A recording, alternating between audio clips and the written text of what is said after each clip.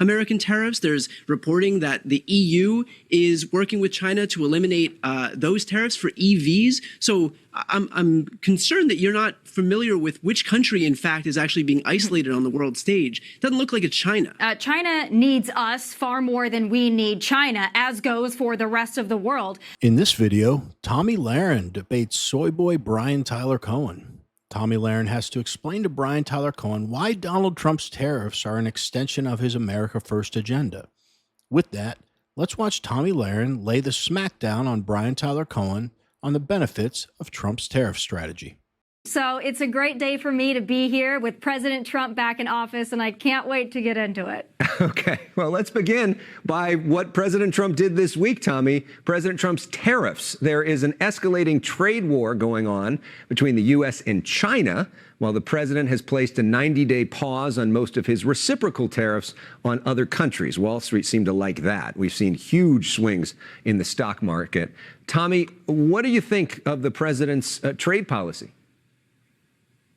Listen, this is the art of the deal at its best, and I understand that there was some volatility on Wall Street, and that's understandable, and I don't ever want to downplay anybody's concerns when it comes to their finances, their 401k, their retirement. I completely understand the anxiety there, but what President Trump has said, and I believe, is this is less about Wall Street and more about Main Street, and what you're also seeing is this president in action. He's managed to, in a couple of days' time, isolate China from the rest of the world, put them in their place. He's got that 90-day pause. Other countries coming to the table, 70 plus, lining up to make deals with this president. So I'm incredibly happy to see this thing play out. I understand the anxiety. I trust the process. I trust this president.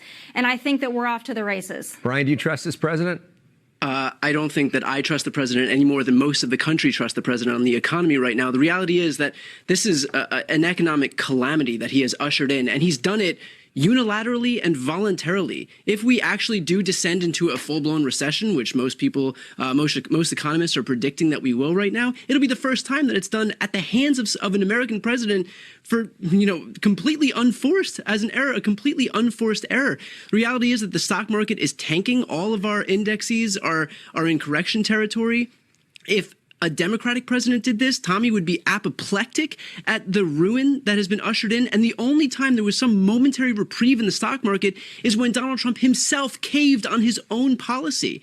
And finally, Tomi, you had mentioned that we're isolating China on the world stage. There's reporting now that Japan and South Korea are negotiating trade deals with China to go around American tariffs. There's reporting that the EU is working with China to eliminate those tariffs for EVs. So I'm concerned that you're not familiar with which country, in fact, is actually being isolated on the world stage. Doesn't look like it's China. China needs us far more than we need China, as goes for the rest of the world. I understand the global economy, and I understand the anxiety here and the market reacting to it, but it's pretty simple. The way things were going was unsustainable. This president understands that. So that's why he was elected in many ways, for total upheaval. The Democrats are the party of the status quo. Keep everything the same, simply just grow government, have more government jobs. This president doesn't see it that way. He believes in America, and he believes in the American people. Not only does he want to bring industry and business back to this country, good paying jobs for hardworking blue-collar Americans,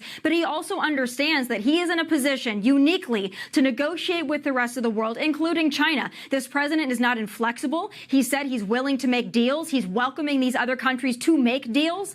But Pretty much everything Brian Tyler Cohen said was wrong or misleading. He thinks that China's not being isolated, we're being isolated. Donald Trump put the 90-day pause on tariffs because the rest of the world did come to the table and say, let's negotiate some fair trade deals. I agree with Tomi that it's very frustrating for the American people and scary that the stock market has had such volatility. However, and I know people have heard this over and over, this is something that needs to happen because the United States has been taken advantage of by the rest of the world in trade for, I don't know exactly how long, but you look at the deals, there's tariffs on us, but we don't have tariffs on other countries. And this is the fault of many administrations, not just Joe Biden's, not just Donald Trump, but no other administration would want to take on balancing the trade playing field like Donald Trump is, because none of them had balls. They know it's a big move, and when they tried it, like Donald Trump has, they would get tons of pushback. Most politicians don't like that. They want to disrupt things as little as possible. Things need to be disrupted to get the United States back in a favorable position trade-wise, just a fair position. And Tommy was right. The way things were going was unsustainable. Let's get back to it. But I would say trust the American people, trust American industry, and understand that the way things have been going for the last 4+ years was not sustainable. Somebody had to do it. This president is willing to take the political risk to do it, and he believes in the process. He believes in the American people. He believes in the hardworking Americans that the Democrats would do well to understand they are hemorrhaging. Continue to go to bat for China and Wall Street. I think this president's fighting for the American people, and he's going to win big time because of it. Tommy, one of your great strengths is that you are connected to so many people in the middle of the country who are hardworking, blue-collar type people. A lot of them voted for Donald Trump because they expected prices to go down. Are you concerned that a lot of President Trump's base is now going to see their own prices go up and they can't afford that? Listen, I think we've seen from the report that not only is inflation cooling and the consumer price index has been favorable to this president. Again, the egg prices that they wanted to go down within the first day of the inauguration, those egg prices are down. Oil is down, so your gas prices are going to go down. That's going to fuel the economy in great and wonderful ways. I understand that anytime you make a dramatic transition, the markets are going to react to that. There is a nature of unpredictability. But I would say trust the process, trust this president. And you know what, Alex? If this doesn't work out in 6 months to a year, have us back on. I will eat crow. But for right now, I'm betting on the negotiator in chief. I believe he's bringing these countries to the table. He's the president of the United States. This country is the most powerful economy in the world. And it's about time that we get some fair and better trade deals for the United States and the American people. And that's what this president's doing. And Brian, I mean, Tommy talks about this, but policies like NAFTA, a lot of folks in the middle of the country felt really hurt them, really hurt manufacturing and did not help them, even though it made Wall Street richer. What about those folks? The reality is that if the economy is cratering, which Donald Trump is ushering right now, that's not going to help anybody. It's not going to help those folks in the middle of the country. It's not going to help the folks who are looking to reshore jobs back in the United States. The market is looking for one thing, and that is, first of all, stability and a good faith negotiating partner. Donald Trump has proven that he is neither one of those things, which, by the way, is why foreign countries are dumping American bonds right now. And so that shows that no one is willing to invest in the United States across the world because they see that there is no stability in this country. And we talk about our trading partners.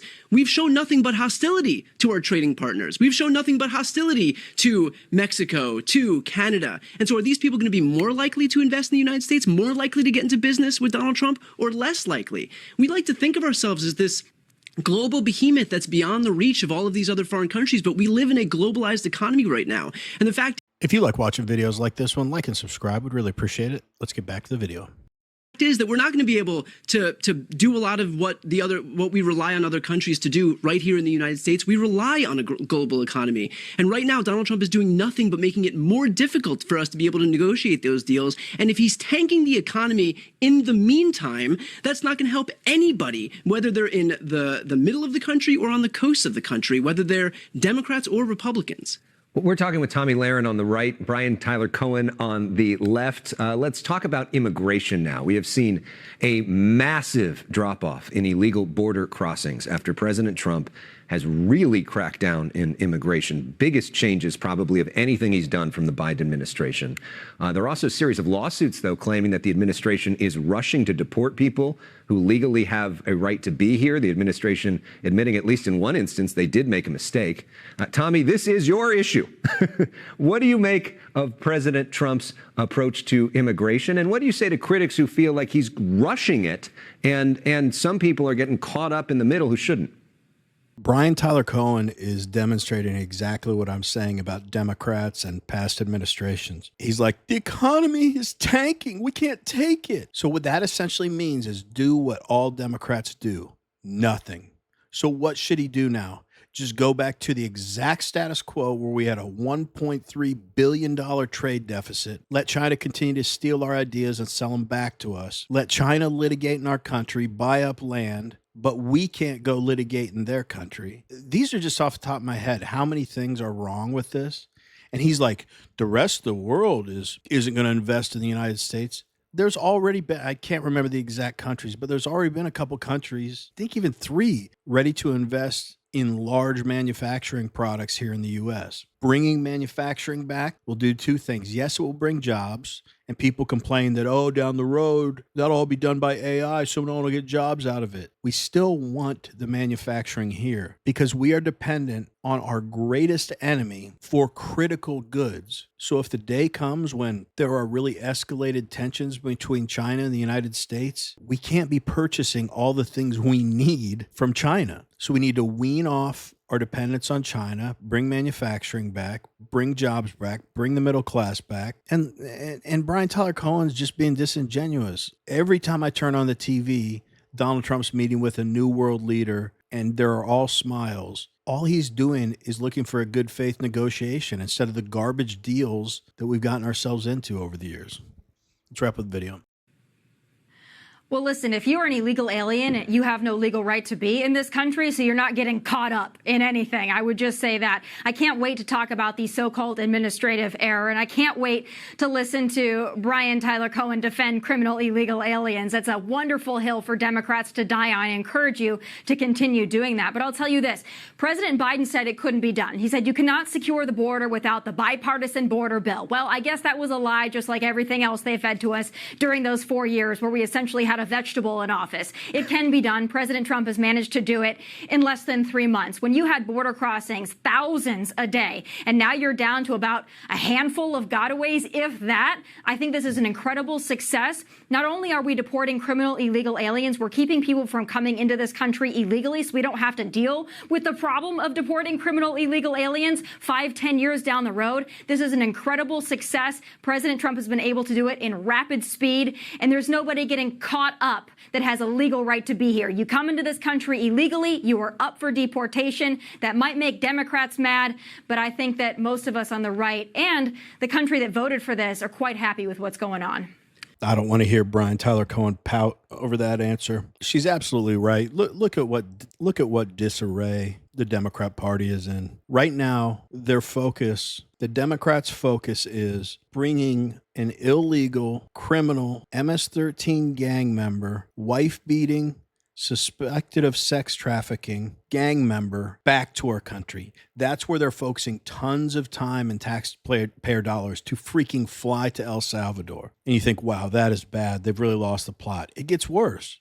The other thing they're fighting about is Trump withholding money from Harvard because he feels like the administration didn't do enough to protect Jewish students from the rabid anti-Semitism of some of those protests. So the party that calls everyone racist, they want nothing to be done about it, give Harvard their money, and let people harass Jewish students as much as possible. They're a ridiculous clown show. I don't agree with a word Brian Tyler Cohen said. And Tomi Lahren, I agree literally with every word she said. But we want to hear from you. What do you guys think about Donald Trump's tariffs, especially as they stand right now? What do you think about his strategy with China? And do you agree that this is an unfortunate necessity that requires short-term pain for long-term prosperity? Let us know in the comments. Anyway, as always, really appreciate you watching, and we will see you on the next one.